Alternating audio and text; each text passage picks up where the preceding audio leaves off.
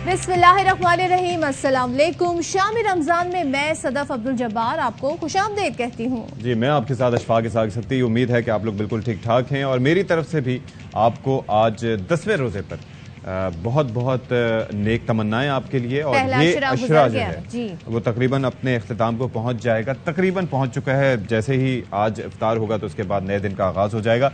उम्मीद करते हैं कि आपने भरपूर अंदाज में जो फैज़ समेटना था इस अशरे से वो समेटा होगा और अगले अशरे के लिए आपकी तैयारियां भरपूर होंगी। और इससे हटके भी वैसे भी आपकी तैयारियां, वैसे इस बार ईद की क्या तैयारियां? अशफाक, आपके पैरों के पास कुछ आएगा?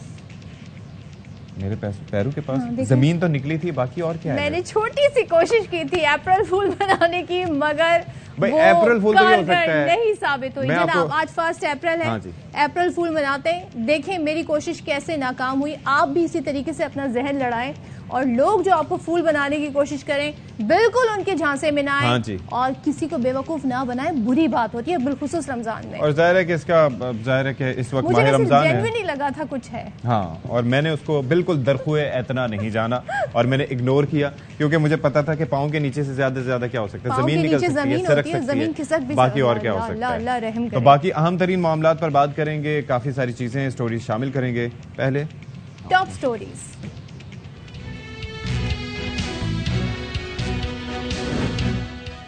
कम आमदनी और बढ़ती महंगाई के आफ्टर शॉक्स, कीमती जिंदगियां, मुफ्त आटे और राशन की भेंट चढ़ रही हैं। कराची की फैक्ट्री में भगदड़ से 3 बच्चों समेत 12 अफराद जिंदगी की बाजी हार गए। वजीर आला का लवाहिकीन के लिए 5-5 लाख और जख्मियों के लिए 1-1 लाख रुपए का ऐलान। वज़ीर आज़म शहबाज शरीफ के ज़ेर सदारत इत्तेहादी जमातों का अहम इजलास। नवाज शरीफ वज़ीरिया वीडियो लिंक शरीक। पंजाब केपी इंतखाबात और सुप्रीम कोर्ट में पैदा होने वाली सूरत हाल पर मुशावरत। मुआविन खुसूसी अता तारड़ कहते हैं कि केस में हमें फरीक नहीं बनाया गया, फुल कोर्ट बनाकर इख्तलाफात दूर करने चाहिए।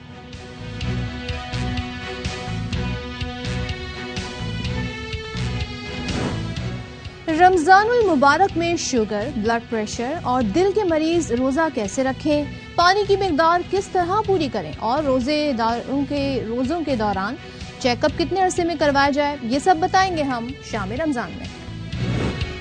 और परफॉर्मेंस ऐसी कि हरीफ भी मोतरफ। स्टार बल्लेबाज बाबर आजम का नाम भारत के तालीमी निसाब में शामिल। बाबर को सचिन तेंदुलकर, विराट कोहली और धोनी समेत दीगर मारूफ खिलाड़ियों की फहरिस्त में रखा गया है।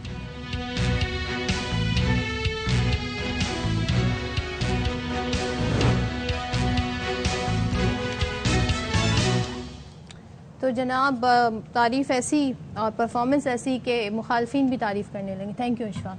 जी, आपने मेरे लिए मैंने आपकी तारीफ की। आपने बाबर की ना? बाबर की, तो बाबर बिलाशुबा बाबर से मैंने जरा जो अपना काफिया यहाँ पे मिलाने की कोशिश की। खैर जनाब, आज 10वां रोजा है और माह रमजान का पहला अशरा गुजर चुका है। ऐसे में हमने देखा कि लोगों ने अपनी तौर पर ये कोशिश की कि इमदाद कर सकें, ज़कात दे सकें, आटा राशन तकसीम कर सकें। लेकिन कराची में इंतहाई अफसोसनाक वाकया कल पेश आया।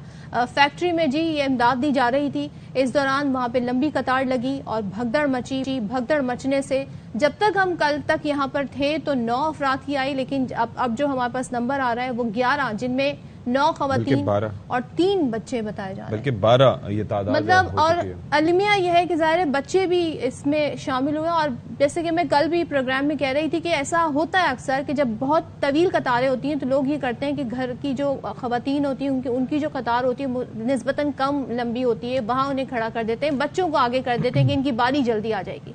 ऐसे में अफसोसनाक असल में। लेकिन सदफ यहाँ पर चक्कर, मैंने कल भी आपसे तस्करा किया था कि यहाँ पर मामला कतार का नहीं था।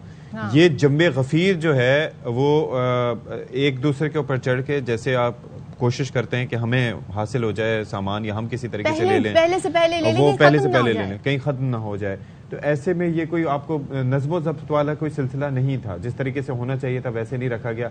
अब ऐसे में रोजे का आलम होता है, वैसे इंसान काफी कमजोरी फील कर रहा होता है, फिर इतने लोग आपके ऊपर से स्टैम्पीड, तो आपको पता है कि कहीं पर भी हो भगदड़ मचने में, कुचले जाने के नतीजे में कितनी जाने जाती हैं, सांस आपका रुक जाता है, 10 तरह के मसाइल होते हैं। मासूम बच्चे तो सबसे ज्यादा खतरे की जद में होते हैं। महंगाई की वजह से, इसकी बुनियादी वजह महंगाई है। ये देखिए ना, वो लोग जी जो पहले इमदाद दिया करते थे, अब वो आपकी इमदाद के मुंतजिर हैं। आपके यहाँ खते गुर्बत की लकीर से जितने लोग पहले नीचे थे, जो नंबर्स बताए जाते थे 30 लाख, अब वो 50 लाख बताए जा रहे हैं। कोई पॉवर्टी एविलिएशन प्रोग्राम ऐसा नहीं है जिसकी वजह से मदद हो सके। देखिए, ये इसके अंदर ये है ना कि पहले उन लोगों को जमा किया गया, फिर फैक्ट्री का दरवाजा जैसे ही खुला तो फिर सारे अंदर को दौड़े। तो आप अंदाजा कीजिए कि यहाँ पर वो कतार वाला कॉन्सेप्ट तो चक्कर है ही नहीं। फैजुल्ला खान हमारे साथ मौजूद हैं, उनसे जरा बात कर लेते हैं। फैज, जाहिर है कि नीयत जो फैक्ट्री मालिकान की भी और जो उनके मैनेजर्स वगैरह उनकी अच्छी होगी कि इनमें किसी तरीके से रकम की तकसीम हो, चीज़ें तकसीम हो, लेकिन जो सिस्टम था, जो तरीक़ेकार था, वो वैसे भी हम कहीं पर नहीं देखते और यहाँ पर भी उसका वही नज़ारा हमने देखा जिसकी वजह से ये इतना जानी नुकसान हुआ। मजीद क्या पता चल सका है? अशफाक, देखिए मैं ज़रा थोड़ा सा बैकग्राउंड बता दूं। कोई पहली बार नहीं है ये सानेहा। 2009 में रमज़ान के महीने में इसी तरह से खुड़ी गार्डन में ज़कात और राशन की तकसीम हुई थी और उसमें 18 ख़वातीन समेत 20 लोग जाँ बहक हो गए थे। फिर उसके बाद इसी तरह शोर हुआ, मीडिया में बात आई, ट्रिब्यूनल बना, उसकी फाइंडिंग्स आई कि किस तरह से इस डिस्ट्रीब्यूशन में जो है तरीक़ेकार उसका होगा। लेकिन वही वाली बात है, बात आई गई हो गई और अब ये दोबारा सानेहा हुआ है। अब तक जो तहकीकात हैं वो तो यही है। देखिए, लोग आजकल बदहाल हैं, 2-2 हज़ार रुपये लेने के लिए वहाँ मौजूद थे और तकरीबन 500 से 600 लोग कम अज़ कम ऐसे थे, ख़वातीन और बच्चे मर्द, जो यहाँ पर गुज़िश्ता रोज़ इस वक्त यहाँ मौजूद थे और यही वो वक्त था जब उनमें मौत तकसीम होने लगी। और अब जब हम यहाँ इस फैक्ट्री पहुँचे हैं तो सूरत हाल ये है कि इस फैक्ट्री के दाएँ बाएँ जो नाले हैं वो खुले हुए हैं, उनको ढकने का कोई इंतज़ाम नहीं किया गया। यही वजह है कि कुछ लोग उस नाले में गिर कर जाम बहक हुए। बाकी जब भगदड़ मची, क्योंकि लोगों गरीब लोग हैं और वो जब उसकी तरफ जाने लगे एकदम से तो फिर रश हुआ, चप्पलें बिखरी हुई हैं। इतना अफसोसनाक मनाजिर हैं यहाँ नाले में और इर्द गिर्द 5 साल की उम्र की बच्ची की चप्पलें भी मौजूद हैं, छोटे बच्चों की टोपियाँ मौजूद हैं, बड़ी उम्र की सैंडलें, चप्पलें, टूटी हुई चप्पलें, वो कहानी बयान कर रही हैं। इतना अफसोसनाक सानेहा है। लेकिन मामला ये है, चूँकि इनमें से किसी का ताल्लुक अशराफिया से नहीं है, इसलिए ये आज हम इस पर बात करेंगे और कल इस पर खामोशी छा जाएगी और फिर हम एक और हादसे पे इसी तरह से रिपोर्टिंग ये गरीब की लाशें, ये बच्चों की लाशें किसी को झंझोड़ नहीं सकेंगी, कोई किसी की गैरत इसमें नहीं जागेगी। फैज़, ये भी बताइएगा, इस पर सिंध हुकूमत ने तो अब ऐलान कर दिया इमदाद का और ये कहा है कि जी बगैर इजाज़त, ये खबर भी आ रही है कि इजाज़तनामा नहीं लिया था यहाँ पर जब तकसीम की जा रही थी ज़कात और राशन की। तो क्या ऐसे ही मामला है? अगर इजाज़त मिल जाती तो क्या ये वाक़या नहीं होता? देखिए, डिसिप्लिन का मामला तो खैर हमारे साथ बहुत ज़्यादा है, लेकिन उसके अलावा देखिए जो गुर्बत का मामला है, लोगों को जहाँ थोड़ा सा आसरा होता है कि उन्हें कोई मुफ्त में राशन मिल रहा है या कुछ पैसे मिल रहे हैं तो वो पहुँच जाते हैं। बरसा बरस से यही मामूल है। चूँकि यहाँ बदनज़मी हुई और उसके नतीजे में भगदड़ मची, चूँकि अफवाह भी यहाँ पर फैली। देखिए, यहाँ पर पानी तो पहले से जमा था, यहाँ पर एक तार टूट कर गिरा और यहाँ मजमे में से किसी ने आवाज़ लगाई कि इस तार की वजह से करंट फैल जाएगा, क्योंकि पानी यहाँ पहले से मौजूद था। तो उसके नतीजे में भी बहुत ज़्यादा भगदड़ मची और लोग पहले अंदर दाखिल होने की कोशिश कर रहे थे और उसके बाद जब वो बाहर निकलने की कोशिश करने लगे तो उस जम्मे गफ़ीर में बच्चे पैरों के तले कुचले गए, ख़वातीन गिर गई, दम घुटने से ये हलाकतें हुई और देखते ही देखते 12 अफराद जिसमें बच्चे भी शामिल थे वो अपनी जानों से चले गए। मामूल के मुताबिक पुलिस आ गई, तहकीकात होंगी, 8 लोगों को हिरासत में ले लिया गया है। जो इस फैक्ट्री के मालिक हैं वो उम्रा करने गए हैं, जब वो आएंगे पुलिस उनसे भी तहकीकात करेगी और उसके बाद ये फ़ाइल फिर हमेशा की तरफ बंद हो जाएगी। तो ये चीज़ें तो होती रहती हैं, लेकिन डिसिप्लिन कायम करना और इन लोगों तक पहुँचना बुनियादी तौर पर रियासत का काम है, हुकूमत का काम है। चूँकि वो काम पूरी तरह से नहीं होता तो तमाम जगहों पर हम देखते हैं कि निजी इदारे, फलाही इदारे लोगों में राशन तकसीम कर रहे हैं, ज़कात तकसीम कर रहे हैं, गवर्नमेंट अपना काम नहीं करती, जिसकी वजह से ये हादसात रूनुमा होते हैं। ठीक है, बहुत शुक्रिया आपका फैजुल्ला खान, आप हमारे साथ मौजूद थे। इस वक्त मुख्तार अली अबड़ो साहब हमें ज्वाइन करें जो कि डिप्टी कमिश्नर हैं केमाड़ी, उनसे ज़रा बात करते हैं। अच्छा बताइएगा मुख्तार साहब, सबसे पहले तो बहुत शुक्रिया आपने हमारे लिए वक्त निकाला। ये जाहिर है कि हर तरफ ऐसा होता है और हम नीयत पे शुबह नहीं कर रहे जो तकसीम कर रहे थे, लेकिन जो तरीक़ेकार था वो आपकी इन्वेस्टिगेशन में आपने भी ज़ाहिर पता करने की कोशिश की होगी, ये हुआ क्या? सर बिल्कुल आपने जिस तरह फरमाया कि नीयत से भले हम शक ना करें, अच्छी नीयत थी, लेकिन जिस अंदाज से रेगुलेट किया गया, जिस अंदाज से ये तमाम चीजें हुई, उसका नतीजा क्या हुआ? नतीजा ये हुआ कि 11 अफराद जान से चले गए और 9 अफराद जख्मी हो गए। अब सूरत हाल ये है कि अगर इसको बेहतर अंदाज में रेगुलेट किया जाता, गवर्नमेंट को इन्फॉर्म किया जाता, डिस्ट्रिक्ट एडमिनिस्ट्रेशन से एनओसी ली जाती ला मोहल्ला पुलिस भी हम उसमें इन्वॉल्व करते तो बेहतर अंदाज में ये तमाम काम हो सकता था और उसका नतीजा इतना भयानक ना होता। फैक्ट्री के ओनर ने जो है पुलिस को भी नहीं बताया, डिस्ट्रिक्ट एडमिनिस्ट्रेशन से कोई एनओसी नहीं ली, और जिन बंदों को बुलाया एक छोटे से प्लाट के ऊपर जो 100, 150 या 200 गज ओपन जो सुरंगनुमा थी उसमें बुलाया और बंदों की तादाद 400-500 से ज्यादा बुलाई। अब ला मोहल्ला वहां पर आप छोटे से प्लाट के अंदर मिसमैनेजमेंट हुई। ये आप जरा बताइएगा कि कोई आप बता सकते हैं कि रमजान मुबारक में कोई राशन अगर तकसीम करना चाहे, ज़ाहिर लोग मदद करना चाहते हैं, कोई मैकेनिज्म है, कोई आप प्लान उन्हें दे सकते हैं जी, या कोई ऑफर कर सकते हैं कि आप उनकी किस तरह से मदद कर सकते हैं? देखिए जी, बिल्कुल बात यह है कि देखो कोई भी अगर आप चैरिटी करते हैं या कोई भी आप ज़कात देना चाहते हैं तो इस्लाम के उन तमाम उसूलों को फॉलो करें। सबसे पहले तो आप अड़ोस पड़ोस में देखें जो जिनका हक है, कोई जो आपके रिश्तेदार हैं उनके घरों तक पहुंचाएं, इस अंदाज से पहुंचाएं कि देने वाले हाथ को लेने वाले हाथ को पता ना हो कि कहाँ से आया और किसने दिया। इस तरह आप कर सकते हैं अपने अड़ोस पड़ोस में। ये तो मेजॉरिटी लोगों को आप इस तरह सड़क के ऊपर या अपने फैक्ट्री के ऊपर बुला रहे हैं। जिला इंतजामिया अगर देना चाहे जी बिल्कुल, हमारी तरफ तो यह है कि अगर वो कोई भी चीज बांटना चाहते हैं तो कोई हम ऐसा स्पेस सिलेक्ट करेंगे जहां पर लोगों को राशन की तकसीम जो है पुलिस को लगाकर हम वहां पर डिस्ट्रीब्यूट कराने में हम मदद करा। लेकिन अच्छा मुख्तार साहब, एक चीज ये है कि प्रैक्टिकली दिस सीम्स इम्पॉसिबल। वो ऐसे कि हर रोज ये कोई एक फैक्ट्री नहीं होगी, ये आसपास अतराफ में हर जगह हर दूसरी फैक्ट्री में ये काम हो रहा होगा, डिस्ट्रीब्यूशन हो रही होगी, जगह जगह हम देख रहे होते हैं। माह रमजान है ही तरीकेकार यही होता है लोगों का कि वो तकसीम कर रहे होते हैं। क्या आपकी इतनी, अभी तो आप बात कर रहे हैं, लेकिन आपकी या इंतजामिया की इतनी कैपेसिटी है कि वो जगह जगह पुलिस दे सके या जगह जगह लोगों को फैसिलिटेट कर सके? बिलाशुबा आप सही कह रहे हैं कि हमारे पास पुलिस फोर्स इतनी नहीं होती, लेकिन मैं ये कह रहा हूँ कि कोई भी इस तरह की फैक्ट्रियों में इस तरह के ये जो है ना कैश डिस्ट्रीब्यूशन हो रही थी, कोई राशन डिस्ट्रीब्यूट नहीं हो रहा था। इसको तो पहले आप क्लियर करेंगे। किसी के आप अगर हजारों रुपए आप लेकर हाथ में खड़े हो जाएं और लोगों को कहें कि आ जाएं, मैं आपको 1000 से या 2000 उसमें लूट मार ज्यादा, बिल्कुल, तो वो एक दावत देनी है इस ऐसी सूरत को। वैसे ही आप देखें कि यहाँ पर छीना छपी कितनी होती है रोजाना, स्पेशली रमजान के महीनों में लोग जो है सरगर्म हो जाते हैं। आप केस लेके खड़े हैं और वो छोटे से ग्राउंड में 6-7 लोग आपने खड़े किए अपने और 500 लोगों को रेगुलेट कर रहे हैं। That is very very much difficult, near to impossible. और नतीजा यही निकला। और दूसरी बात यह है कि मेरे पास जो साइट एरिया है वहां पर फैक्ट्रीज है, वहां किसी भी फैक्ट्रीज में कोई भी फैक्ट्री ओनर आज तक मेरे नॉलेज के मुताबिक इस तरह नहीं हुआ कि लोगों को बुला के कैश डिस्ट्रीब्यूट किया और कोई इस तरह का वाकया हुआ। लेकिन चाहे वो आटे का हुसूल हो, चाहे वो 2000 रुपए हो, इतनी सस्ती किसी की भी जान की कीमत नहीं हो सकती। और लोग इस पॉइंट, इस नहज पर आए ही क्यों कि उन्हें इन कतारों पे लगना पड़ा और अपने प्यारों को खोना पड़ा। बहुत शुक्रिया, हमारे साथ मुख्तार अली अबड़ो साहब मौजूद थे। अपनी तरफ से उन्होंने बताया कि जी कैसे ये हो सकता है। अच्छा, वैसे ये एक लोगों की, मैंने आपसे वही कहा ना, राशन का मामला तो राशन तो कहीं से भी मिल जाता है, लेकिन वहां पर एक आपका लिमिटेड एक चक्कर होता है। आपको पता है कि कई जगह पे लोग एक साथ कई थैले लेके फिर उनको फरोख्त भी करते हैं। अब यहाँ पर चक्कर क्या था, जिस तरह से उन्होंने बताया, ये कैश तकसीम हो रहा था। अब कैश डिस्ट्रीब्यूशन में तो आपको पता है कि वो फिर एक अलग ही मेंटालिटी लोगों की आ जाती है और जाहिर है कि दूसरी जानिब से भी गफलत हुई। जनाब क्या कह सकते हैं, मुफलिसों की जिंदगी का जिक्र क्या, और मुफलिसी की मौत भी अच्छी नहीं। तो कल जो हमने मनासिर देखे वो यकीनन हमारे हुक्मरानों के अगर झंझोड़ दें, उनके दिल दिमाग खोल दें तो काफी होगा जी। इस गरीब के, इस मुल्क के मसाइल कुछ और हैं और आपकी तरजीहात कुछ और हैं।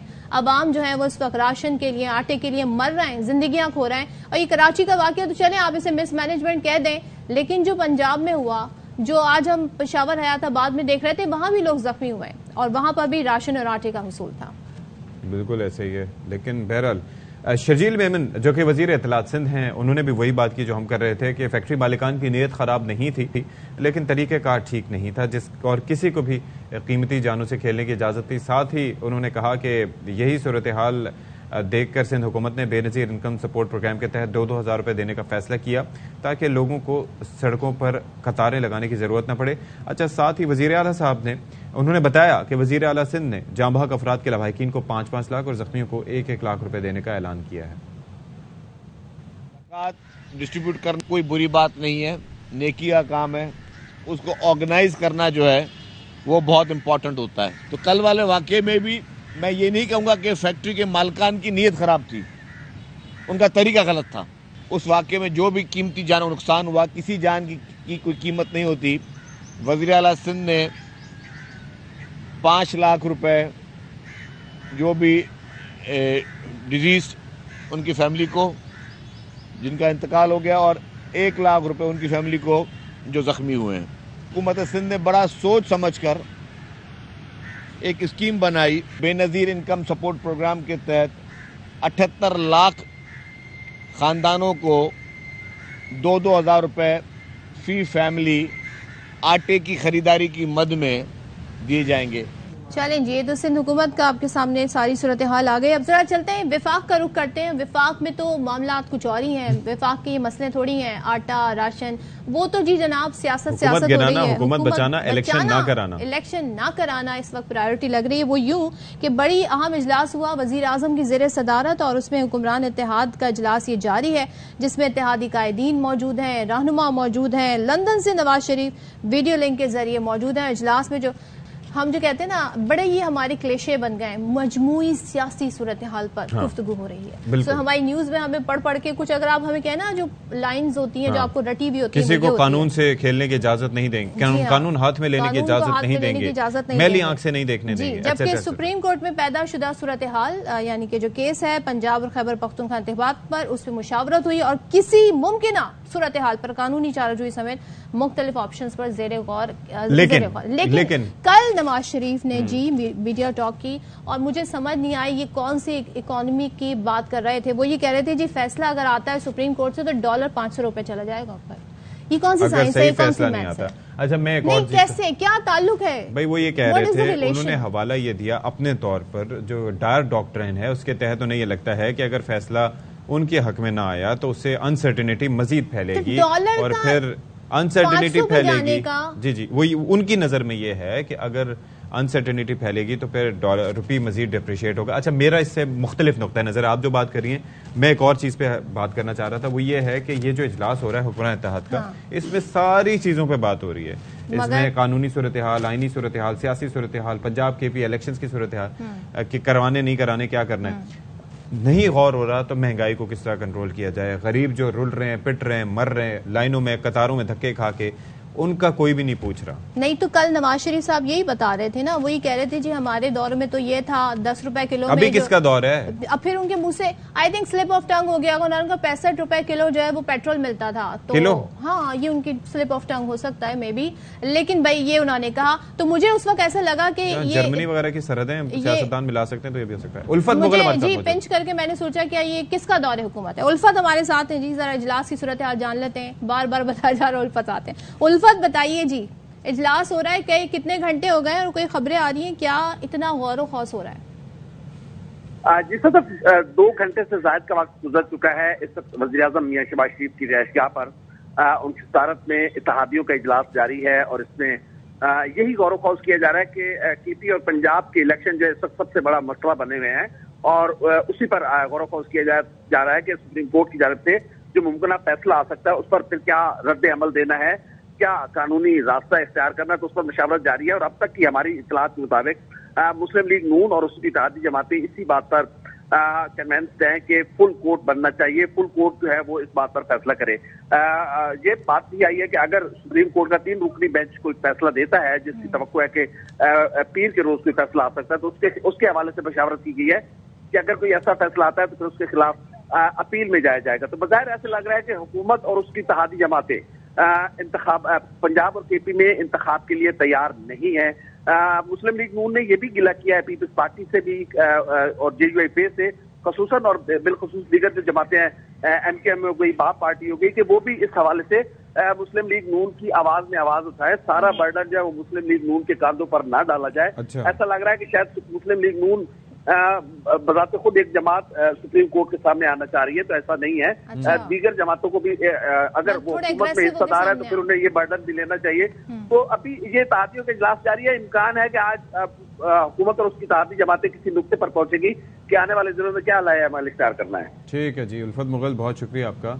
और जाहिर है कि ये अहम तरीन मामला है जिसके ऊपर बात हो रही है। मामला अहम है लिहाज से कि सुप्रीम कोर्ट ऑफ पाकिस्तान में डिस्कस हो रहे हैं। पीर को भी ये मामला देखा जाएगा, सुना जाएगा और फिर वहाँ पर जो है वो बेंच बनने और टूटने के हवाले से भी जाहिर है कि अब हर रोज़ हम आपको आगाह कर ही रहे होते हैं और जस्टिस साहिबान के जो इख्तलाफी नोट होते हैं वो भी सबके सामने। अच्छी, जैसे मैंने आम बात की थी जनाब कि आप लोग जी ठोस वजूहात बताएं कि क्यों इलेक्शन डिले हो, नहीं तो डायलॉग करें। आईनी मामला है। अच्छा जी, अब जनाब हम तस्करा करने जा रहे हैं वो जो अहम तरीन अहम तरीन खबर है, बता देते हैं जी। पाक ईरान बॉर्डर पर दहशतगर्दों की सिक्योरिटी एहलकारों पर फायरिंग। ISPR की जानिब से मजीद ये बताया गया है कि चलगई सेक्टर पर यहाँ पर पेट्रोलिंग पर मामूर जो एहलकार थे उन पर फायरिंग हुई है। लईकुर रहमान मजीद हमें सूरत हाल से आगाह करेंगे। लईक बताइएगा, 4 सिक्योरिटी एहलकार शहीद हो गए इस वाक़े में। जी बिल्कुल अशफाक, ये पाक ईरान बॉर्डर पर जलगई सेक्टर है जिला केज के इलाके में, जहां पर पेट्रोलिंग टीम अपने मामूर पर अपना फराइज सर अंजाम दे रही थी कि ईरानी सरजमीन से दहशतगर्दों ने उन पर फायरिंग की है। बदकिस्मती से इस फायरिंग के नतीजे में नायक शेर अहमद, लांस नायक मोहम्मद असगर, सिपाही मोहम्मद इरफान और सिपाही अब्दुल रशीद समेत ये 4 फौजी एहलकार हैं जो फायरिंग से शदीद जख्मी हुए और बादजा उन्होंने शहादत को गले लगाया है। पाकिस्तान की तरफ से फौरी तौर पर ईरानी हुकाम से राब्ता किया गया है और इन मुतलका जो लोग हैं जिन्होंने ये कार्रवाई की है उन दहशतगर्दों के खिलाफ कार्रवाई का मुतालबा भी किया गया है और ये भी मुतालबा किया गया है कि मुस्तकबिल में इस नौयत के वाक़यात की रोकथाम के लिए मौसर किस्म के इकदाम भी किए जाए। अल्लाह करे ऐसे ही हो। बहुत शुक्रिया आपका लईकुर रहमान, आपने हमें तफसीलात दी। एक ब्रेक लेते हैं, यहाँ ब्रेक लेते हैं, ब्रेक के बाद वापस आते हैं।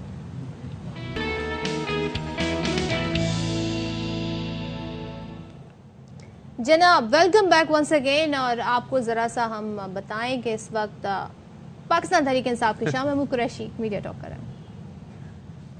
की वजह से हम एक कॉन्स्टिट्यूशनल क्राइसिस का शिकार खुदा न खास्ता हो सकते हैं, उसके लिए हम एक मुत्तफ़िका लाएमल पर गौर व खौस करें। आपके इल्म में है कि इस वक्त पाकिस्तान की सुप्रीम कोर्ट एक अहम नुक्ते पर, एक अहम हमारी पिटीशन पर वो अपना फैसला करने चली है। उन्होंने हमारा नुक्ता नज़र सुन लिया। उन्होंने अटॉर्नी जनरल साहब को मौका दिया कि वो अपना नुक्ता नज़र पेश करें और बरोज़ पीर उन्होंने तलब किया है सेक्रेटरी दिफा को और सेक्रेटरी ख़जाना को, इलेक्शन कमीशन के वकील को उन्होंने पूरा मौका दिया कि वो अपना मौक़िफ़ पेश करें और फिर वो अपना फ़ैसला करना चाहते हैं। आइन हमारी नज़र में बड़ा वाज़ेह है, उसमें कोई अभाम नहीं है कि जब असेंबलियाँ तहलील हो जाती हैं तो फिर आगे क्या करना है और 90 दिन के अंदर इंतखाबात करवाने हैं तो कैसे करवाने हैं और किसने करवाने हैं। उसके बाद सुप्रीम कोर्ट का एक फ़ैसला भी आ चुका और अब लेतो लाल से काम लिया जा रहा है और डर ये है कि जो इलेक्शन कमीशन ने किया है वो तो बिल्कुल उन्होंने आइन से मावरा किया है। 8 अक्टूबर की तारीख उनने दे दी, किस बुनियाद पर दे दी? 8 अक्टूबर को मुल्की ख़जाना जो है वो बिल्कुल दुरुस्त हो जाएगा। और जैसे चीज़ आपने पूछा और एक और जज साहब ने पूछा अटॉर्नी जनरल साहब से कि बताइए आपका कुल डेफिसिट कितना है, तो उन्होंने एक फिगर दिया और अपना बजट जो दरकार है इलेक्शन के लिए वो कितना है, वो 20-21 अरब है। तो कैलकुलेट कीजिए तो 0.02% बनता था। तो ये मजाक था कि वसाइल हमारे पास नहीं है, लैपटॉप के लिए पैसे हैं, दीगर अखराजात के लिए पैसे हैं, अपने MNAs के लिए 22 करोड़ रुपया की रकम मुख्तस आप कर सकते हैं और इलेक्शंस के लिए 82 अरब रुपया मुख्तस कर सकते हैं और इलेक्शन के लिए आपके पास 20-21 अरब जो है वो मुयस्सर नहीं है। इसी तरह सिक्योरिटी के मसाइल आए, वो तो खैर वो बात होगी।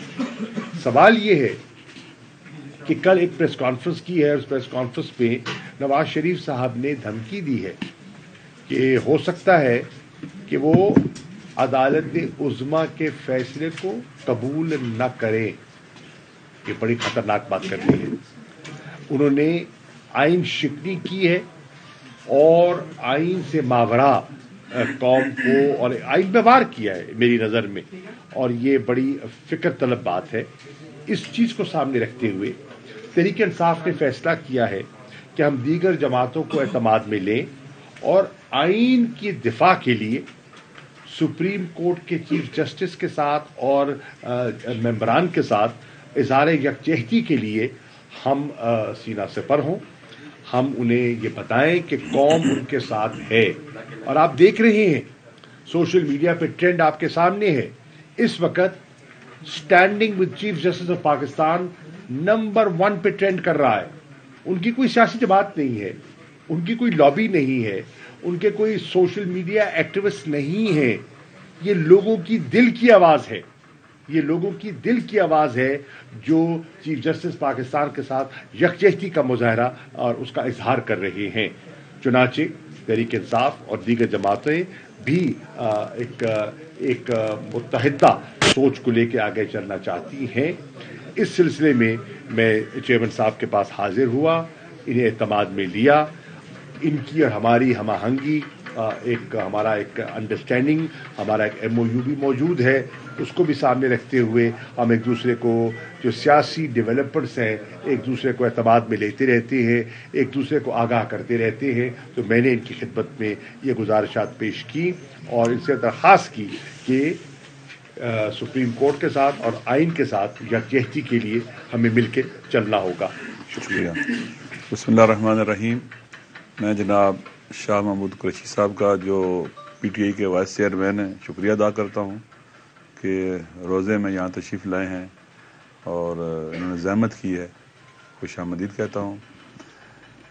आइन की बालादस्ती ये किसी ख़ास पार्टी का मसला नहीं है, किसी ख़ास ग्रोह का मसला नहीं है, ये पूरे पाकिस्तान के अवाम का मसला है। जिस मुल्क के अंदर आइन की बालादस्ती ख़त्म हो जाए उसकी सालमियत अंडर थ्रेट हो जाती है, उस पर हमला होता है। ये जो लोग आइन की बालादस्ती को कबूल नहीं करते और आइन के खिलाफ काम करते हैं, आइन को बुलडोज करते हैं, हकीकत में वो इस मुल्क को एक जंगल बनाना चाहते हैं, अवाम के हुकूक पर डाका डालना चाहते हैं, इस मुल्क को दबाव बर्बाद। चलिए शाह महमूद कुरैशी गुफ्तगू कर रहे थे, यहाँ ब्रेक लेते हैं, ब्रेक के बाद वापस आएंगे।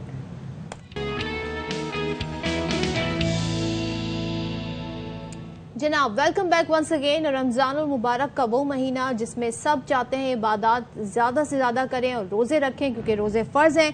लेकिन यहाँ पर एक सवाल है और वो बड़ा अहम सवाल है कि जो शुगर के पेशेंट हैं, ब्लड प्रेशर के मरीज हैं, दिल के मरीज हैं, वो कैसे रोजा रखें, ये उनके लिए बड़ा एक मसला बन जाता है और इसके लिए एक अच्छी इंफॉर्मेशन होना मेडिकली उनके लिए बहुत जरूरी है। क्यों अशफाक? बिल्कुल जी, और जाहिर है कि ये एक ऐसी चीज़ है कि आप उस वक्त जब रोज़ा रखने के जा रहे होते हैं तो आपकी पूरी तवानाई होती है, आप समझते हैं कि आप रख पाएंगे, लेकिन जैसे जैसे वक्त, मिसाल के तौर पर अभी तकरीबन 5 बजने वाले हैं, इस वक्त के आने तक या इससे थोड़ा बाद आपकी तबीयत नासाज होना शुरू हो जाती है। कई केसेस में तो कभी तारी होना, सर्दी लगना और निहायत जो है वो सिवियरली लेथर्जी आपके ऊपर आ जाती है। तो क्या कर सकते हैं और ये किस हद तक आपके लिए खतरनाक हो सकती है और उसका क्या तरीकेकार इख्तियार करते हुए आप अपने रोजे भी रख सकते हैं? लोग जो है अद्वियात किस टाइम पे खाएं, अगर 13-13.5 घंटे का इंसुलिन के इंजेक्शन लगते हैं तो उसके लिए क्या तरीका कार हो, ये बड़े इंपॉर्टेंट सवाल है। तो इस पर बात कर लेते हैं। हमारे साथ स्टूडियो में मौजूद हैं assistant professor doctor Syed Mohammad Hasan साहब।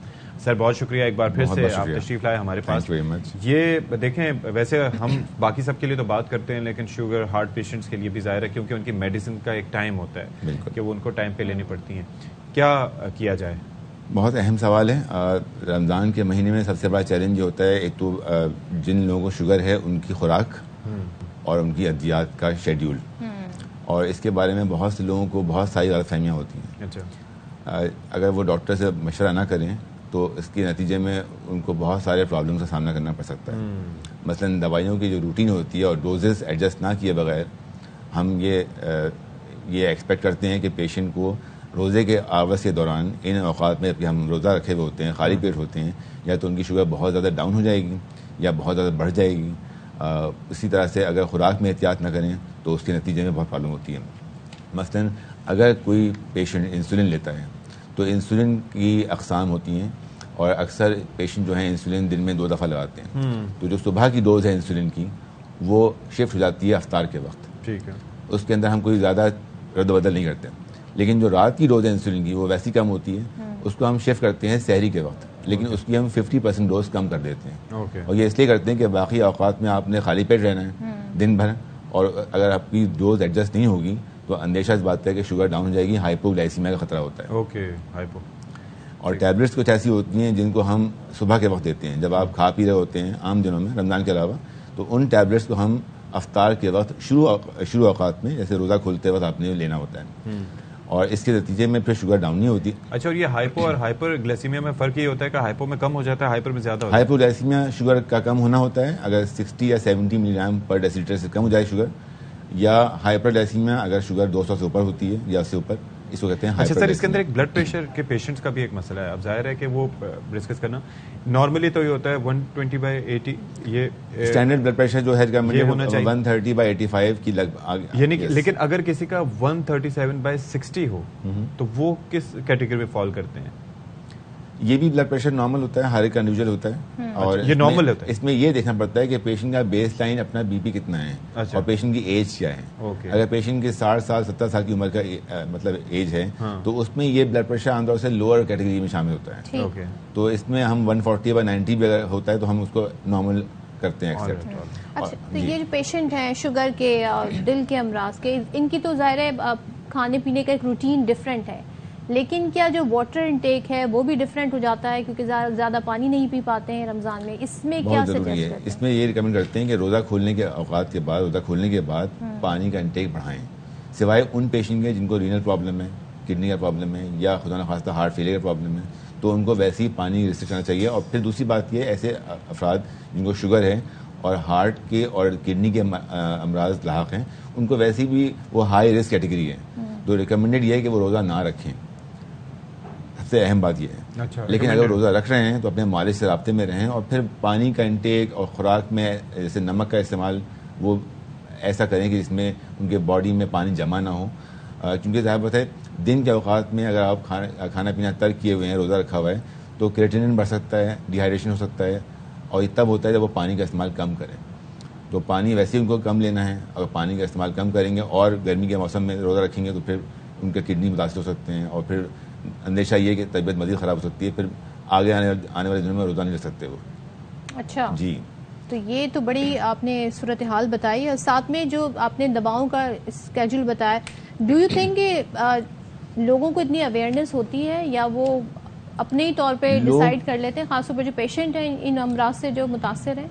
मैंने ये देखा है कि बहुत से लोग खुद ही एडजस्ट कर रहे होते हैं, और इस दफ़ा सेल्फ मेडिकेशन। हाँ, एग्जैक्टली। इस दफ़ा के रमज़ान में मेरी ऑब्जर्वेशन ये है कि बहुत से लोग आए हैं रमज़ान से पहले अपनी दवाइयाँ एडजस्ट करवाने के लिए। अच्छा। जहाँ मैं काम करता हूँ, तो ये एक मेरे लिए एक रेवलेशन था कि लोगों को इतनी अवेयरनेस आ गई है कि वो अपनी दवाइयाँ एडजस्ट करवाने के लिए आते हैं। लेकिन एक बड़ी तादाद उन लोगों की है जिनको इस बात की अंदर कोई आगाही नहीं है। और आपके प्रोग्राम के वजह से मैं चाहूँगा कि जितने भी पेशेंट हैं जिनको शुगर का मर्ज लाहक है, वो इन रमज़ान के महीने के शुरू के दिनों में, अव्वल तो ये काम होना चाहिए रमज़ान से पहले, लेकिन अगर वो फिर भी आना चाहते हैं तो अपने डॉक्टर से रब्ता करें और अपनी दवाइयाँ एडजस्ट करवाएं। अच्छा, लेकिन एक तो ये ना कि अगर किसी के 3 वक्त की खुराक हो, अगर जिनकी खुराक ही 2 वक्त की हो, तो वो तो ये एज्यूम करके बैठे होते हैं कि जिस तरह से सुबह शाम खानी है वैसे सहरी और अफ्तार में खा लें। जी हाँ। तो नहीं, इसमें ये होता है कि इसका इस बात में इन्हिसार है कि उनकी अद्वियात कैसी हैं, और आम दिनों में उनका रमज़ान से पहले रूटीन क्या रहा है, और उसमें वो किस तरह से अपनी खुराक लेते हैं। अच्छा, ठीक है। क्योंकि हाई ब्लड प्रेशर का ज़ाहिर है मैं पहले भी तस्करा कर चुका था, मेरी वालदा उनको हाई ब्लड प्रेशर होता है, और उसके अंदर बाकी भी हमारे जो देखने वाले हैं उनके भी घर में काफ़ी ऐसे पेशेंट्स होंगे जो वो काफ़ी रिस्क पे होते हैं, क्योंकि हार्ट का प्रॉब्लम भी उनको हो सकता है, अगर पहले से नहीं है, फिर उनको स्ट्रोक के भी खुदा न ख्वास्ता कोई ऐसे चांसेस हो सकते हैं, क्योंकि ब्लड प्रेशर ऊपर नीचे होता रहता है, और फिर इर्रेगुलर उसके साथ अगर हार्ट बीट्स वगैरह का चक्कर हो, फिर क्या किया जाए? देखिए, इसमें बहुत अहम चीज़ है, ये बात रखें कि रमज़ान में हमारा रूटीन अपसाइड डाउन हो जाता है। जी जी, बिल्कुल। और खाने पीने के जो औकात हैं वो भी बदल जाते हैं, और खाने पीने की जो अक़साम है, चीज़ें हैं, वो भी बदल जाती हैं, और इसकी वजह से ब्लड प्रेशर के ऊपर बहुत बड़ा असर पड़ता है।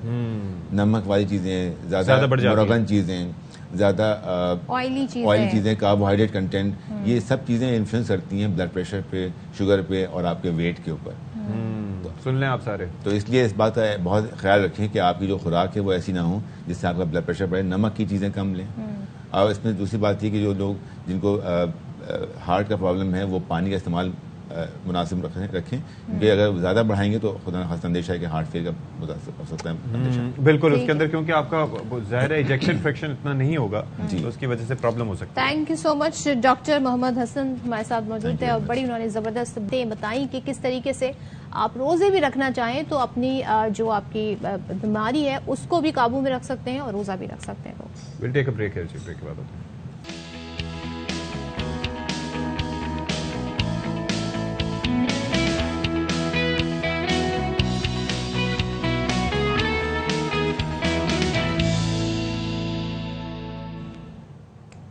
ये क्या हो रहा है? ये म्यूजिक मुझे इतना पसंद है, ये सुबह से लेके शाम तक जो भी टाइम हो, लेकिन ये म्यूजिक इतना कैची होता है कि मुझे बड़ा मजा आता है इसको सुनते हुए। जाग जाते हैं आप? हाँ जी, इस वक्त तक जाग जाते हैं क्योंकि 9 बजे हो या 4 बजे उस वक्त आप थोड़ा सा दूसरे जोन में होते हैं। इस वक्त तक आपकी कंटिन्यूएशन की वजह से जोन चेंज हो जाता है। तो भाई आप लोग बताएं कैसे हैं? 5:05 हो चुके हैं। हम आपके सामने एक बार फिर से हैं, सदफ अब्दुल जब्बार और मैं अशफाक इसाक सत्ती।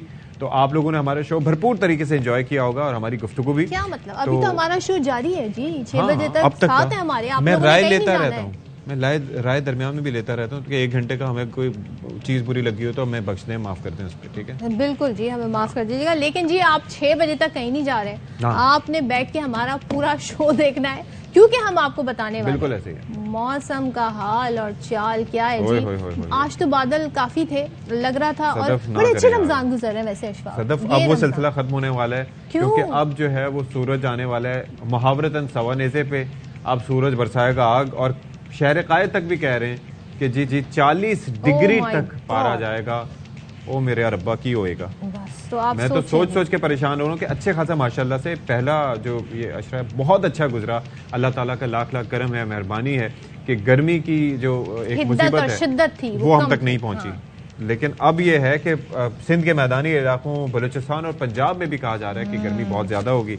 तो बाकी क्या क्या है सदफ? सोचें जी, अब जब कराची का ये बताया जा रहा है कि यहाँ पे ये दर्जा हरारत होगा 40 डिग्री, तो जो गर्म तरीन इलाके कहलाए जाते हैं, सिब्बी हो गया, अंदरूनी सिंध के इलाके हो गए, वहाँ पे जी क्या हालात होंगे और क्या होगा जी। और कहा जा रहा है कि ना सिर्फ मौसम गर्म रहेगा बल्कि खुश्क भी रहेगा। तो जो खुश्क मौसम होता है इसमें खुश्क खांसी हो जाती है अक्सर लोगों को और आपकी स्किन जो है आपको ऐसा फील होता है गर्मी तो है लेकिन जनाब ये स्किन खिंच क्यों रही है? तो वो जनाब खुश्क हवाएं चल रही होती है। कराची में तो हवाएं भी मैं तो अब सोच रहा हूँ सदर जोर जोर से चलती है। अप्रैल शुरू हो चुका है, लू आती है, हीट वेव आती है, जून जुलाई अगस्त सितंबर और बाज़ औक़ात अक्टूबर, यानी कि 7 महीने गर्मी के रहेंगे।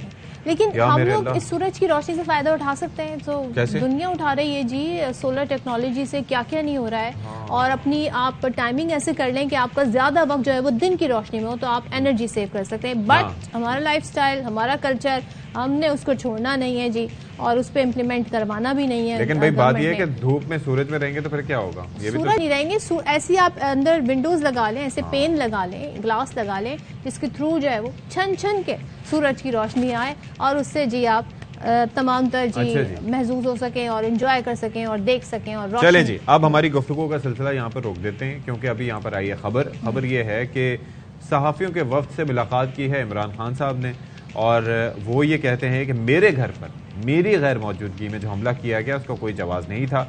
घर के हमले के हवाले से केस तैयार कर लिया, जल्दी फाइल करेंगे। निगरान हुकूमत को न्यूट्रल का किरदार अदा करना चाहिए था जो वो नहीं कर रहे। मोहसिन नकवी, IG पंजाब, CCPO लाहौर जराइम पेशा अफराद हैं।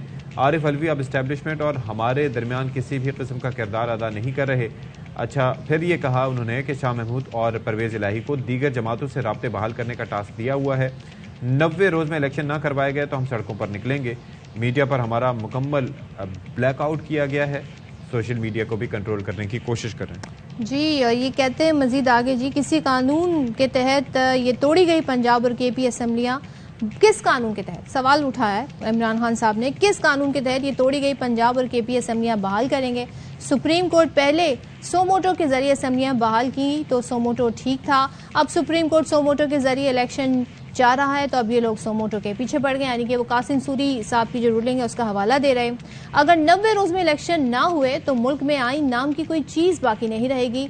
उन्होंने ये भी कहा जी कि साबिक आर्मी चीफ का जिक्र करते हुए कहा कि एक रोज वो कुछ कहते हैं, दूसरे रोज वो कुछ और कहते हैं, और उन्होंने ये भी कहा कि भारत से दोस्ती की ख्वाहिशें थी, लेकिन इसके लिए भी दबाव डाला गया। बात करेंगे जी ख्वाजा रमजान मजीद से, तो वो हमें बताते हैं जी सहाफ़ियों से मजीद क्या गुफ्तगू हुई खान साहब की। जी ख्वाजा रमजान मजीद बताइए जी मजीद क्या डिटेल है। जी बिल्कुल, पाकिस्तान तहरीक इंसाफ के चेयरमैन इमरान खान की सहाफ़ती वफ़द से मुलाकात हुई है और मुलाकात के दौरान जो है वो इमरान खान का ये कहना था कि मेरे घर पर गैर मौजूदगी में हमला किया गया जिसका कोई जवाब नहीं बनता था, और इस हवाले से मैंने तमाम तर अपने वकला से मशवरा करके केस तैयार कर लिया है और इस केस को मैं फाइल करूंगा। और दूसरी जानब उन्होंने कहा था डॉक्टर आरिफ अलवी जो है वो अब किसी भी किस्म के राब्ते में नहीं है। शाह महमूद कुरैशी और परवेज अलाई को ये टास्क दिया गया है कि वो इलेक्शन करवाने के हवाले से दीगर जो जमातें हैं उनके साथ राब्ते बहाल करें, और इसके साथ साथ उनका ये कहना था कि जब मेरी हुकूमत थी तो ये 100 मेट्रो एक्शन जो सुप्रीम कोर्ट की जानिब से लिया गया था तो इसका फिर पीडीएम की जानिब से बड़ा खैर मकदम किया गया था, लेकिन जैसे ही ये अब 100 मेट्रो एक्शन इस हवाले से लिया जा रहा है, इलेक्शन के हवाले से लिया जा रहा है, तो यहाँ पर पीडीएम की हुकूमत इसे जो है वो रिफ्यूज करती हुए इससे नाला नजर आती है। जबकि दूसरी जानिब उनका ये कहना था कि मीडिया का भी तमाम तर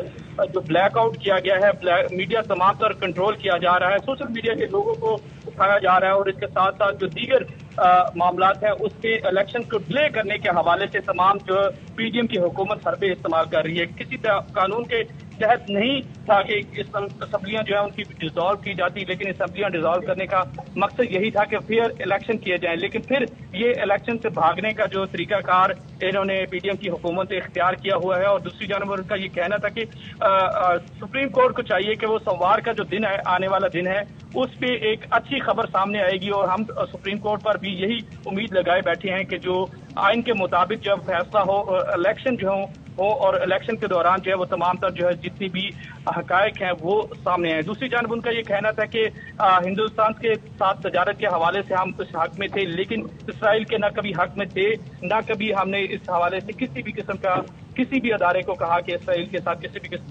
किस्म की ट्रेड की जाए।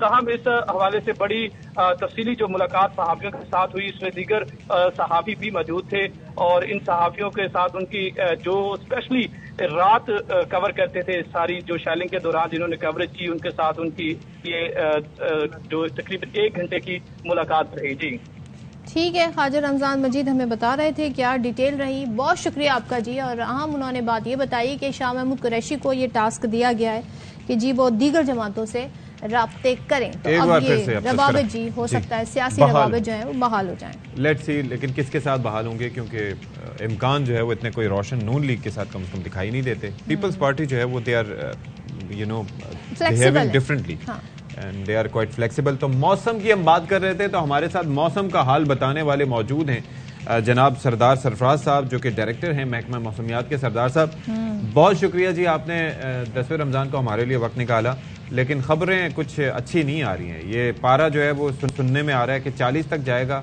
और सूरज आग बरसाएगा, क्या कहते हैं आप?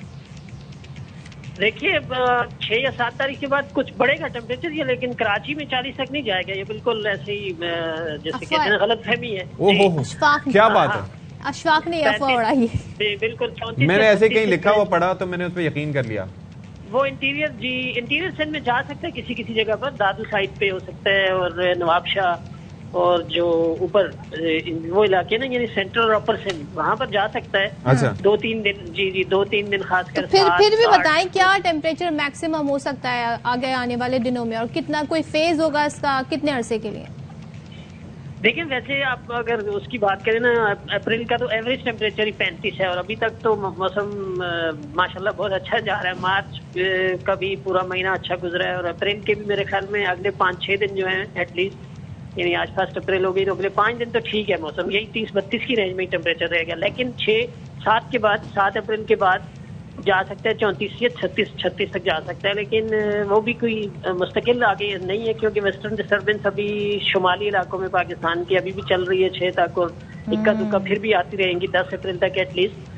तो होपफुली के मिड ऑफ अप्रैल तक कोई ऐसी खास सिग्निफिकेंट गर्मी नहीं पड़ने वाली। और आगे कोई बारिश का इम्कान है अप्रैल के मिड में, कोई इधर उधर खासतौर पर कराची में तो कोई इम्कान नहीं है, कराची में पूरे सिंध में बल्कि कोई इम्कान नहीं है। तो अलबत्ता अपर सिंध में कुछ ना कुछ इम्कान हो सकता है कि जब वेस्टर्ली वेव बलूचिस्तान से गुजरती है तो कुछ ना कुछ उसका हिस्सा अपर सिंध में, लेकिन वो भी मैंने आपको बताया कि अभी तो शुमाली इलाकों में यानी पंजाब और केपी और उधर बारिशें हो रही हैं। अभी 5 तक वहाँ इस तरह चलता रहेगा बारिशों का सिलसिला। कराची को कहीं और शिफ्ट कर देते हैं मेरे ख्याल में, क्योंकि वरना तो मौसम चेंज नहीं होता है। चले, लेकिन यहाँ की समंदरी हवाएं हैं जी, वो थोड़ी बहुत ठंड बना देती हैं माहौल को। बहुत शुक्रिया, सरदार साहब हमारे साथ मौजूद थे और वो बता रहे थे जी मौसम का हाल, और इसी हवाले से उनकी ये डिटेल है। 40 का जो डिग्री बताया जा रहा है टेम्परेचर, वो गलत था, वो नहीं था, ऐसा नहीं होगा, ऐसे ही उड़ा डरा रहे हैं आप खामखा। मैं तो हीट वेव पे और ब्लू पे और कहाँ हम लोग चले गए। चिल करें जी, सुकून करें, आराम से रमजान गुजारें। और आपने और अच्छा रोजा गुजारना है ना तो कम बोलें, ठीक है? अशफाक की तरह ज्यादा ना बोले। देखिए मैं कितनी कम को हूँ, खामोश रहती हूँ, और बता भी कितनी मैं आराम से रही हूँ। जी जी जी, अल्लाह आपका रोजा कबूल करे इस सारी गुफ्तगू के बाद। तो बात ये है कि अब जनाब comparatively now it is balance. हाँ, अब ये है कि कहा यह जा रहा है कि रोजे में कहा जाता है कि न सिर्फ ये कि अपना ख्याल रखें बल्कि अपने आसपास जो मुस्तहिक लोग हैं, जो बाकी सारे लोग हैं, उनका ख्याल रखें। उसके साथ साथ जो है वो जो मासूम बेसहारा बच्चे हैं, जो कि ज़ाहिर है कि ज़माने की ठोकरें खाने के बाद, बड़ी मुश्किलात के बाद किसी यतीम खाने में पहुँचे हैं, वो भी ज़ाहिर है कि किसी के प्यारे होंगे। तो ऐसे में उनके लिए सहर और अफ्तार का खुसूसी इंतज़ाम कराया जा रहा है पेशावर में। तो इस पर रिपोर्ट कर रही हैं। हाँ जी, शाज़ी निसार की रिपोर्ट। सेंटर में न सिर्फ इन बेसहारा बच्चों की कफालत की जाती है बल्कि माह रमजान जैसे मुबारक दिनों में इन बच्चों का खसूसी ख्याल भी रखा जाता है। सहर से लेकर इफ्तार तक हर पकवान इन बच्चों की पसंद से तैयार किया जाता है। इफ्तार में ये हमें बहुत सी चीज़ें देते हैं, मसलन पकौड़े, समोसे वगैरह। मैं यहाँ पर बहुत खुश हूँ क्योंकि मुझे यहाँ घर जैसा माहौल मिला है। अल्हम्दुलिल्लाह हमारी इफ्तारी बहुत अच्छी होती है। 9 साला मोहम्मद मुस्तफ़ा ने जहाँ पहला रोजा रखा तो वहीं इन बच्चों ने इफ्तार में अल्लाह की नेमतों का शुक्र भी अदा किया। रोजा है और इफ्तारी हमें बहुत अच्छा मिलता है। निजी इदारे के ज़ेरे इंतजाम सूबे में कायम 7 मराकिज़ में सैकड़ों यतीम बच्चों की कफालत की जा रही है। इन यतीम बच्चों की न सिर्फ इफ्तारी का खास ख्याल रखा जाता है बल्कि इनके लिए सहरी भी इनकी मनपसंद तैयार की जाती है। कैमरामैन शकील अहमद के साथ शाज़िया निसार, एयरवाई न्यूज़, पेशावर। अब जनाब वक्त होता जा रहा है कम, ठीक है? अब आहिस्ता आहिस्ता हम बढ़ रहे हैं किसकी जानिब? अफ्तार की जानिब। और ऐसे में हम तैयारियों के हवाले से बात करते हैं। और अफ्तार में काफ़ी चीज़ें होती है ना, फ्रूट चाट होती है, फिर खजूर से स्टार्ट होता है, फिर उसके बाद बाकी ये जो तले हुए आइटम्स होते हैं, उससे हटके जो लोग थोड़ा सा परहेज की तरफ जाना चाहते हैं और एंजॉय करना चाहते हैं तो वो चना चाट भी खाते हैं और वो दही बड़े भी खाते हैं। दही बड़े, अच्छा कुछ लोग दही बड़े कहते हैं, कुछ दही बल्ले कहते हैं। तो कराची में तो अमूमन दही बड़े, हाँ दही बड़े यहाँ तो जी दही बड़े बड़े मजे के होते हैं। खास तौर पे जो माश की और मूंग की दाल मिला के बनते हैं ना, ओ हो उसका तो कोई जवाब ही नहीं है। मैं क्या कहें जी इसके ऊपर जी। हम देख रहे हैं, अशफाक ने भी बताया कि शहरियों की बड़ी तादाद है जो खरीदने भी जाती है, बाजारों में भी अवेलेबल है। तो सक्खर में जी बड़े मजे के मिलते हैं और अशफाक नियाजी एक चटपटी रिपोर्ट हमें दिखा रहे हैं, तो वो देख लेते हैं।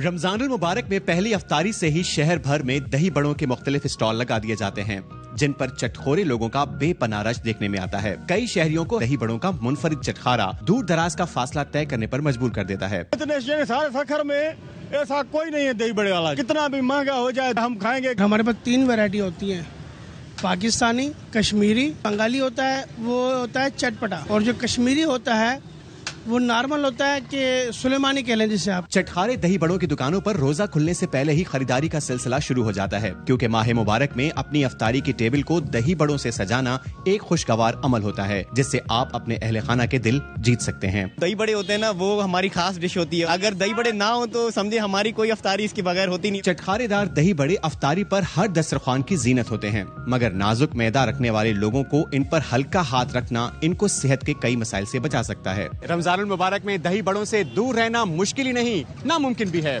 कैमरामैन असगर अब्बासी के साथ अशफाक नियाजी, एआरवाई न्यूज़, सक्खर। क्या बात है नियाजी साहब आपकी, जबरदस्त जी जबरदस्त। ये वो अशफाक है, वो कितनी मजे की वहाँ से हमें चटपटी जो है रेसिपी स्टोरी बता रहे। एक अशफाक है, बस बातें ही बातें। कोई देखिए मैं आपको बताऊं कि जो स्लैंग लैंग्वेज में मुंह के फायर भी कोई चीज होती है, ठीक है?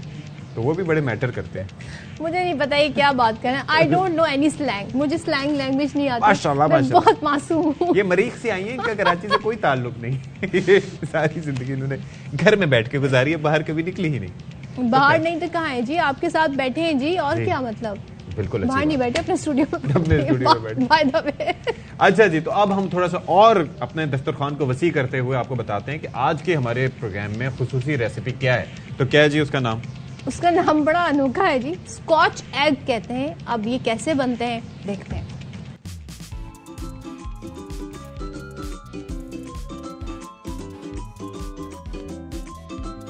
आज की हमारी रेसिपी है scotch egg. Boiled potatoes ½ kilogram, oregano 1 teaspoon, नमक हस्बे जायका, कुटी लाल मिर्च 1 टीस्पून, सफेद मिर्च 1 टीस्पून, हरी मिर्च चॉप्ड 2 टेबलस्पून, काली मिर्च 1 teaspoon, soya sauce 2 tablespoon, mustard paste 1 tablespoon, Tabasco sauce 1 teaspoon, हरा धनिया चॉप्ड 2 टेबलस्पून। अब अच्छे से मिक्स करेंगे। बॉइल्ड एग्स लेंगे। अब आलू के मिक्स को बॉइल्ड अंडे पे कोट करेंगे। 2 अदद अंडे लेंगे, इसको बीट करेंगे। अंडे में स्कॉच एग को डिप करेंगे और ब्रेड क्रम्स की कोटिंग करेंगे। अब फ्राई कर लेंगे, ब्राउन होने तक फ्राई करेंगे। प्लेटर में निकाल लेंगे। लीजिए, हो गई हमारी स्कॉच एग तैयार।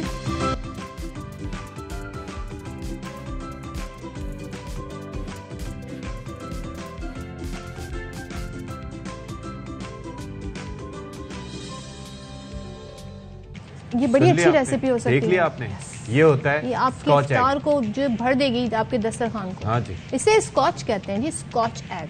तल के खाएं, मजे उड़ाएं, डीप फ्राई करके, खूब बॉइल खाएं। अच्छा, आगे बढ़ते हैं जी। तो हम बात कर रहे हैं कराची की। कराची में जी सिर्फ गर्मी नहीं होती, कराची में चटपटे खाने नहीं होते सिर्फ, कराची में कुछ तारीखी इमारतें भी हैं, और ऐसी तारीखी इमारतें हैं जिनमें मसाजिद भी शामिल हैं। और हमारी जो रिपोर्टर है इशरत खान, वो हमें कुछ ऐसे ही मसाजिद का अहवाल बता रही हैं, और एक ही साथ में थोड़े थोड़े फासले पर ये वाक़े हैं। तो देखते हैं जी ये हिस्टोरिकल मसाजिद। मैं मौजूद हूँ रंछोड़ लाइन गजदराबाद में, जहाँ 4 कदीम और तारीखी मसाजिद मौजूद हैं। वो 4 तारीखी मसाजिद कौन सी है और उनकी तारीखी अहमियत क्या है, आइए चलकर जानते हैं।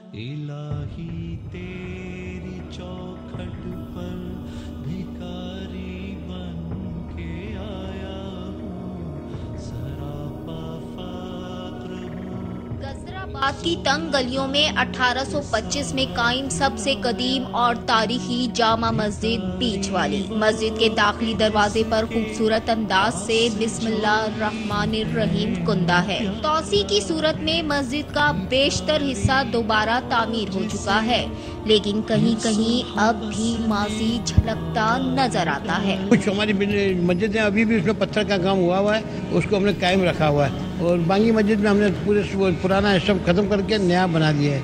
इसी तरह पाकिस्तान मस्जिद में भी हमने पुराना सिस्टम खत्म करके नया बना दिया। थोड़ी ही दूर 4 मंजिलों पर मुश्तमिल 150 साल पुरानी जामा मस्जिद बादामी मौजूद है, जिसकी तामीर 1875 में की गई।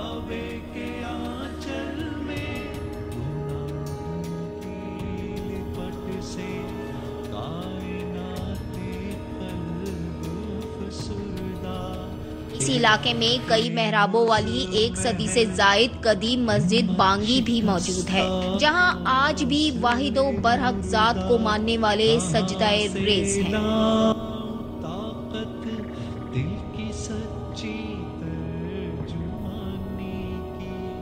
बांगी के कुछ फासले पर करारदादे पाकिस्तान की याद में बनाई गई मस्जिद पाकिस्तान कायम है, जिसकी तामीर 1947 में की गई।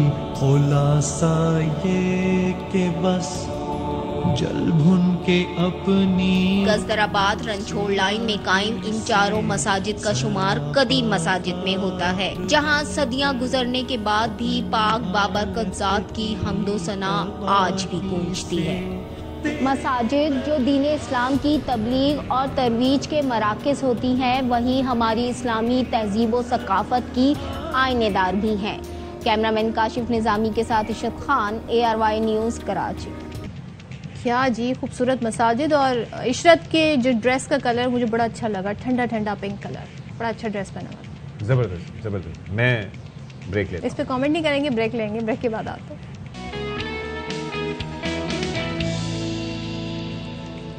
मुझे ऐसा लगा इतनी लंबी ब्रेक हो गई थी कि मैं घर से होके आ जाता, लेकिन बहरहाल ऐसा हो ना सका और बताया नहीं। और मेरे प्रोड्यूसर साहब मुझे कह रहे हैं कि आपने ज्यादा कह दिया, थोड़ा सा एग्जैजरेट करना हमारा हक है ना, ज़ाहिर है हम टीवी पे बैठे हैं।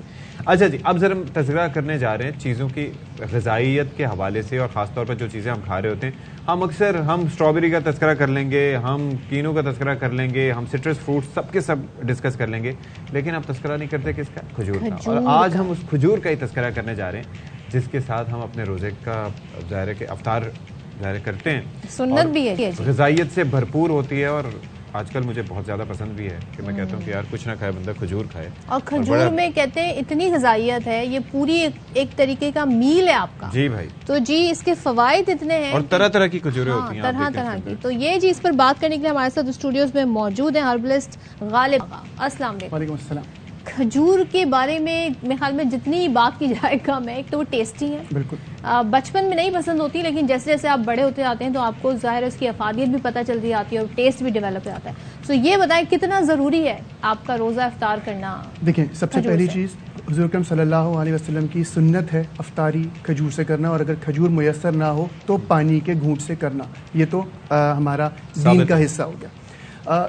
अब अगर मैं मेडिकल साइंसेस की बात करूं तो इस वक्त हमें जितनी खुराक की ज़रूरत होती है, या जितने एंजाइम्स की, या जितने कार्बोहाइड्रेट्स की रोज़े के फ़ौरन बाद ज़रूरत होती है, वो अगर एक ग़िज़ा का नाम लिया जाए जो उन तमाम ग़िज़ाइयत को पूरा कर सकती है तो वो खजूर है। खजूर में हमें डिफरेंट किस्म के 15 मल्टीवाइटामिन्स मिल जाते हैं।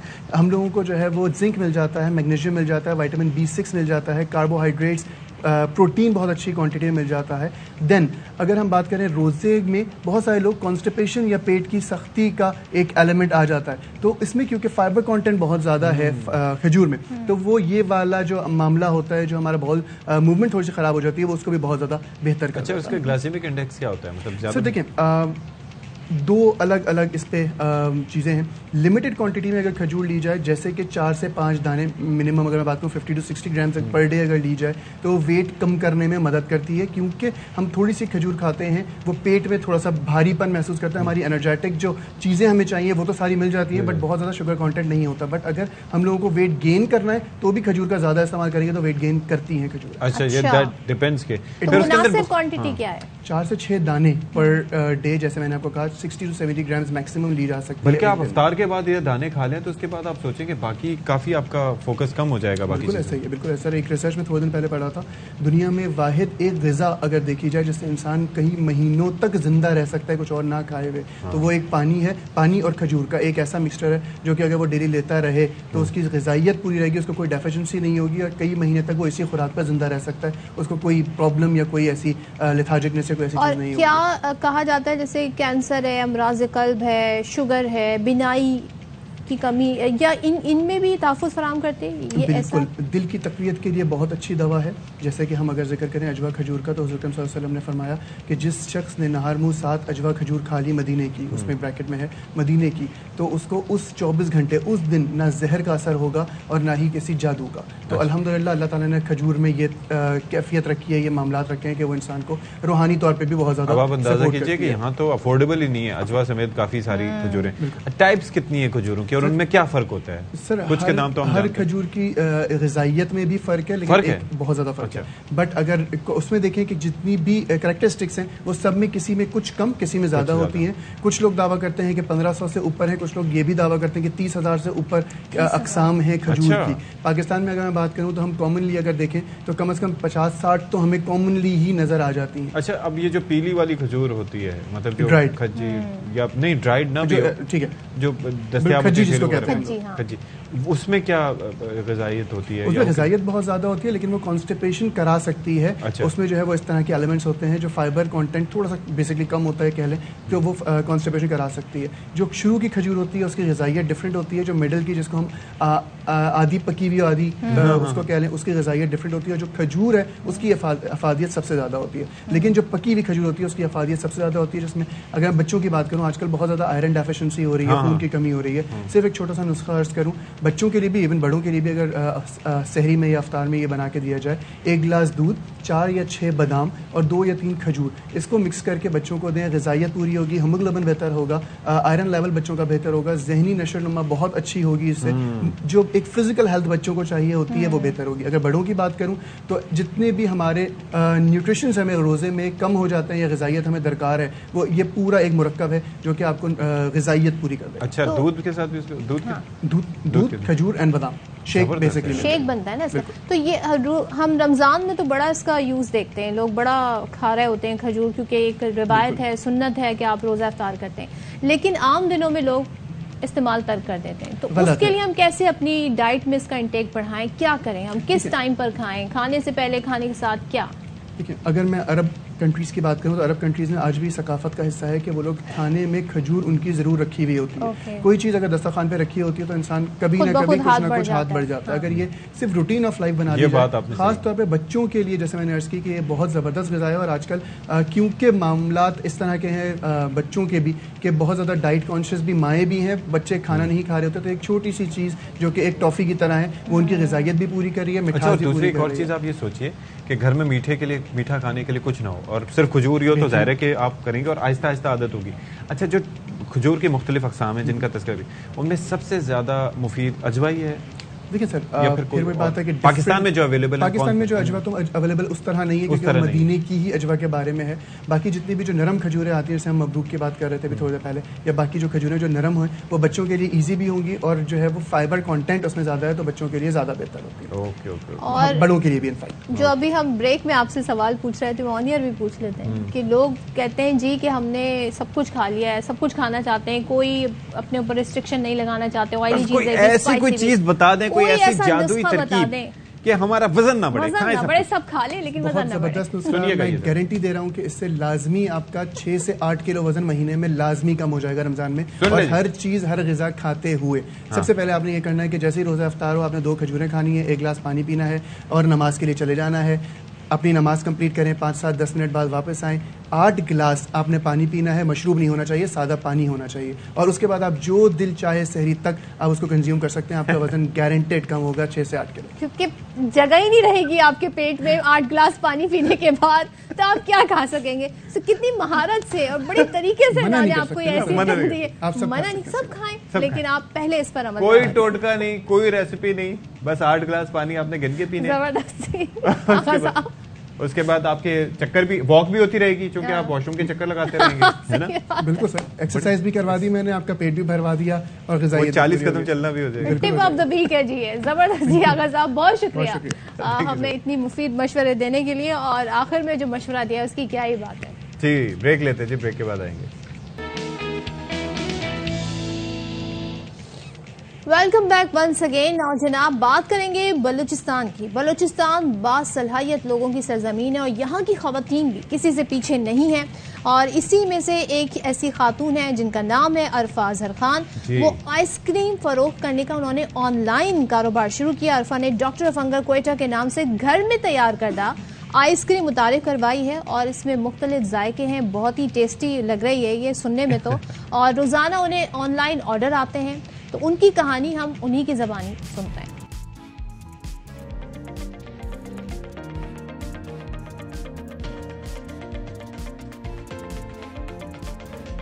मेरा नाम अरफा अजहर खान है।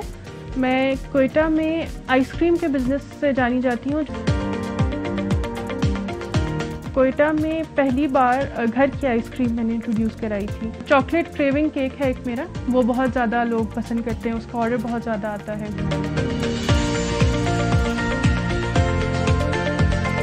पास आइसक्रीम्स हैं, चॉकलेट की है, ब्लूबेरी है।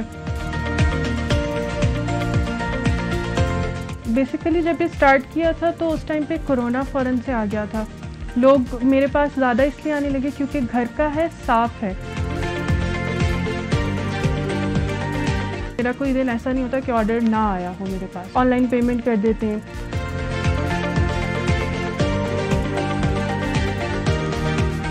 अब तो ऐसा हो जाता है कि लोग 2, 3, 4, 5 दिन वेट करते हैं अपना ऑर्डर पहले करा के कि हमें इन्हीं से ऑर्डर कराना है।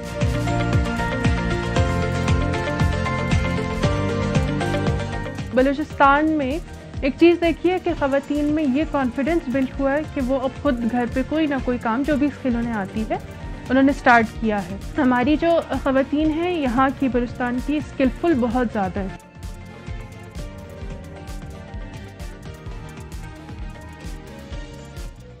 जी भाई, आपने देखा कि कितना माशाल्लाह, और नाम कितना जबरदस्त है, डॉक्टर ऑफ हंगर।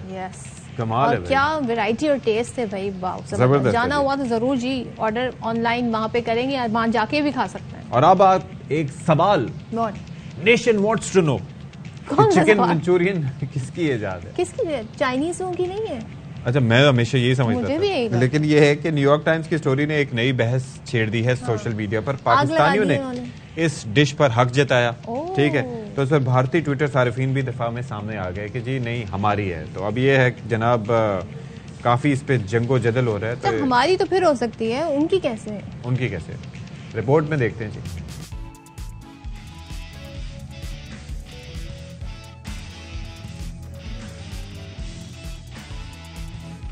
सरहद का मैदान हो या क्रिकेट का ग्राउंड, मौसीकी के मुकाबले हो या फिर हो ख्वाबों की बात,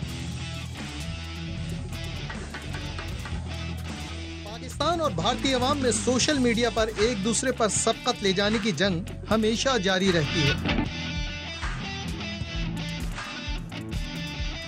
आपने तो कभी कोई डिश खाते हुए ये नहीं सोचा होगा कि इसकी इब्तिदा कब हुई और इसका मौजिद कौन है, लेकिन पाकिस्तानी और भारतीय ट्विटर सार्फिन के दरमियान चिकन मंचूरियन के मौजिद को लेकर नया महाज गर्म है। भारतीयों ने चाइनीज डिश के इस देसी वर्जन पर न्यूयॉर्क टाइम्स के दावे को मुस्तरद कर दिया। एक सारिफ ने लिखा, चिकन मंचूरियन नेल्सन वोंग नामी भारतीय चीनी शेफ ने इजाद की थी, जो कलकत्ता में पैदा हुए, लिहाजा ये एक भारतीय चीनी डिश है। नंदन पंडित नामी भारतीय शहरी ने मामले पर न्यूयॉर्क टाइम्स के खिलाफ पिटीशन दायर करने का भी ऐलान कर दिया। एक इंडियन शहरी ने न्यूयॉर्क टाइम्स को कराची टाइम्स करार दे दिया। पाकिस्तानी ट्विटर सार्फिन ने भी भरपूर जवाबी ट्वीट दागे। एक सारिफ ने लिखा, भारतीयों को मंचूरियन नहीं बनाना आता, वो जिसे मंचूरियन कहते हैं वो तो असल में पुलाव है।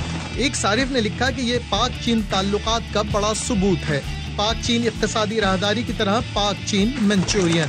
एक सारिफ ने तो तमाम कमेंट्स को गलत ठहराकर चिकन मंचूरियन को अपनी अम्मी की इजाद करार दे दिया।